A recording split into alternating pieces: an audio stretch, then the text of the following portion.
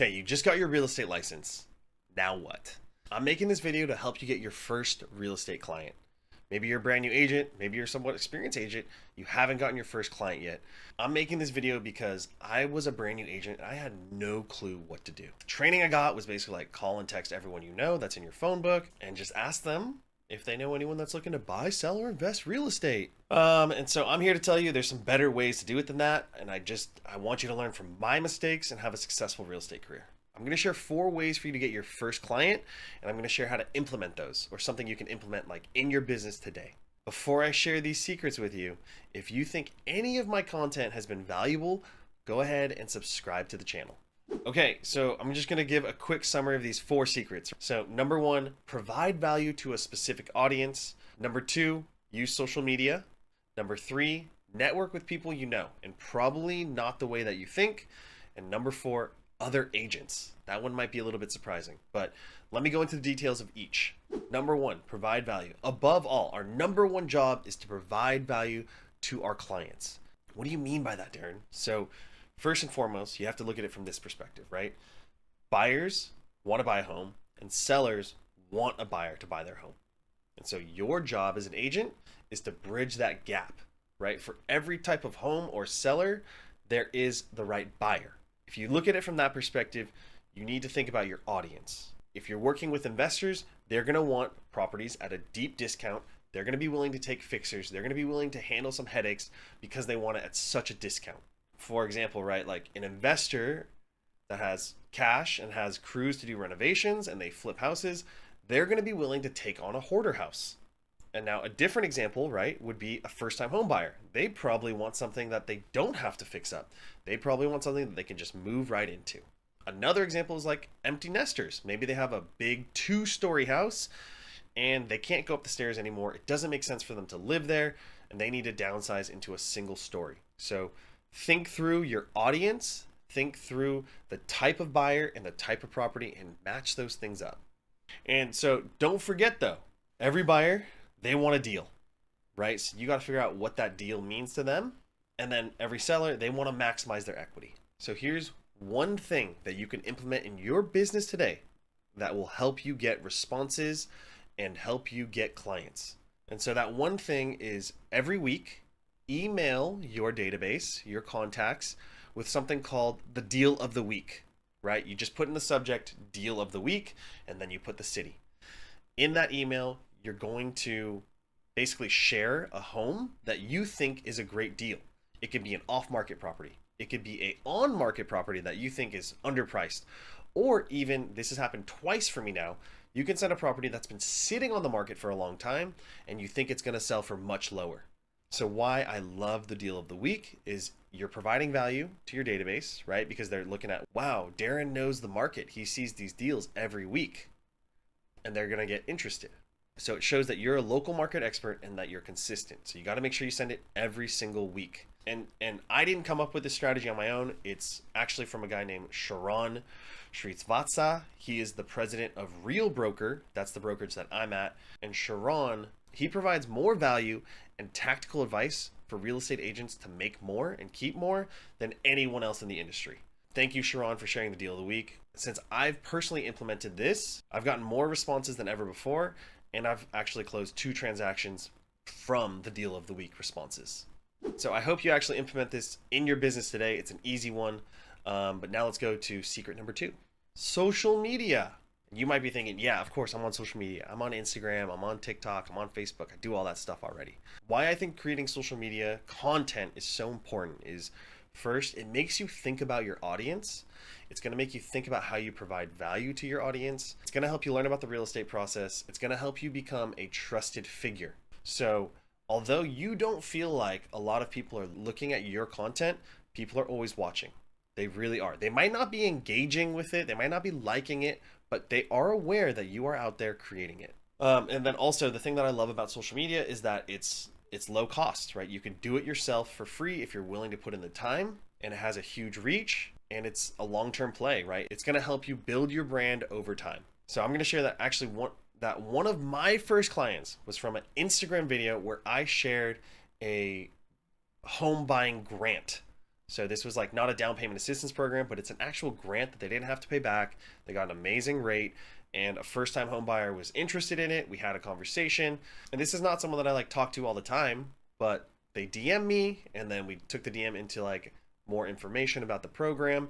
And so this was the first taste to me of realizing that although your audience on social media might not be engaging with you, they are aware and they are watching. So if you can provide some value to them, you're going to get a response back. So what's crazy is after I helped that first time buyer purchase their home with that grant, I made another video sharing my success story about that grant with the first time home buyer. Someone else that followed me on social media that I knew from college. I didn't really have a strong relationship with them. I hadn't talked to them probably in over 10 years.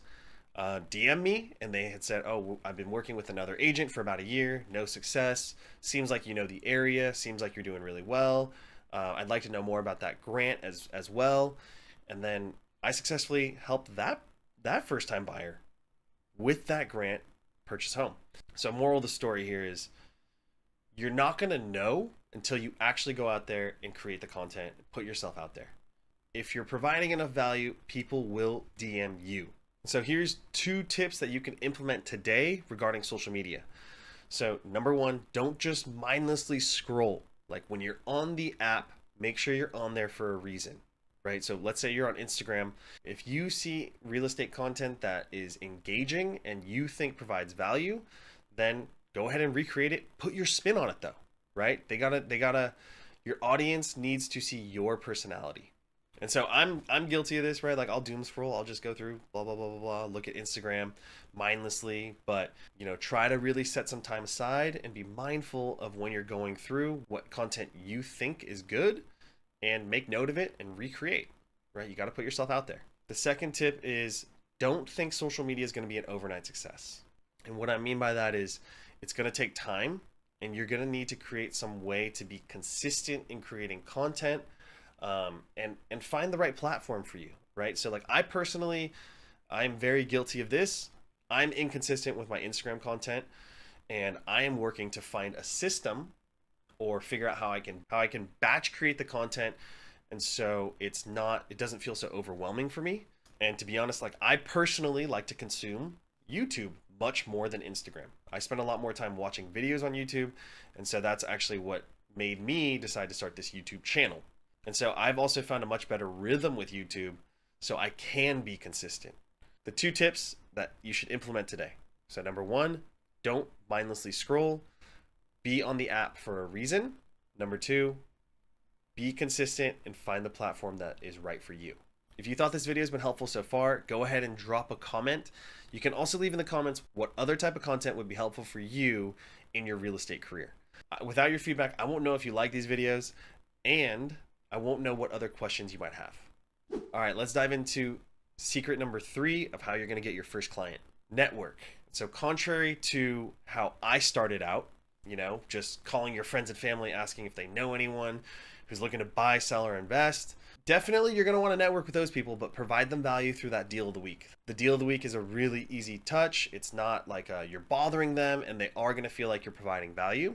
So I want you to think about your personal service providers. And what I mean by that is maybe your banking relationship, maybe your CPA, if you have a good estate planning attorney, and then like a financial advisor, right? So if you have a long-standing relationship with those individuals, they could be a very good networking resource. Another one that worked out well for me was my old coworkers. Old coworkers can be a good one, and I'm going to share an experience for me. My old manager from my previous accounting job was one of my first clients. And funny enough, he actually already owned a home and he was working with another agent, but neither of those agents did a good enough job that he felt he needed to work with them. And I just kept providing him value, listened to what he needed, and I ended up helping him purchase a property that was not on the market. So here's how this is going to work. You're going to basically become a referral partner with your CPA, right?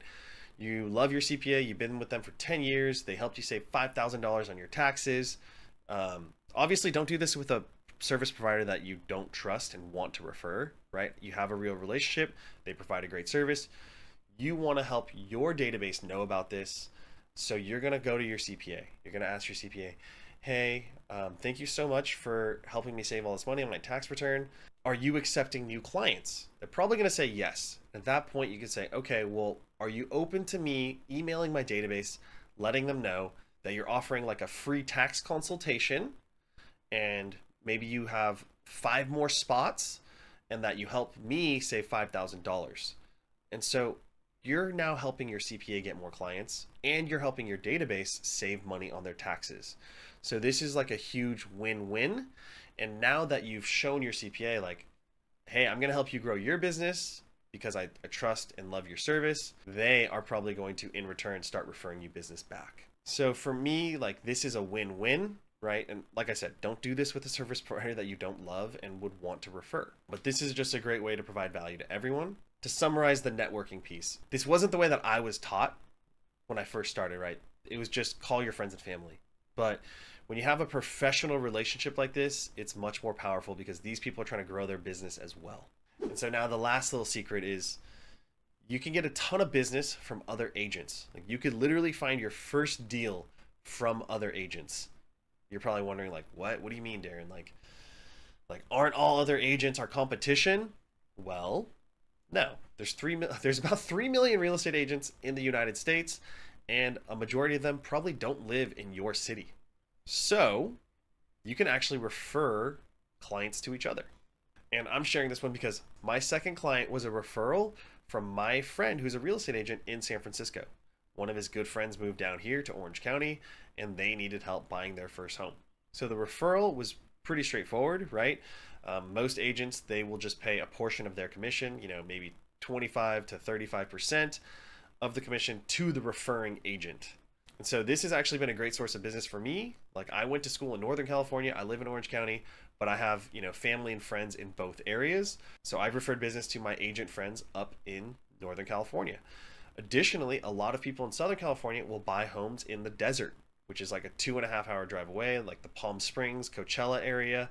So I've referred multiple clients to get their second home to an agent that I trust in that area.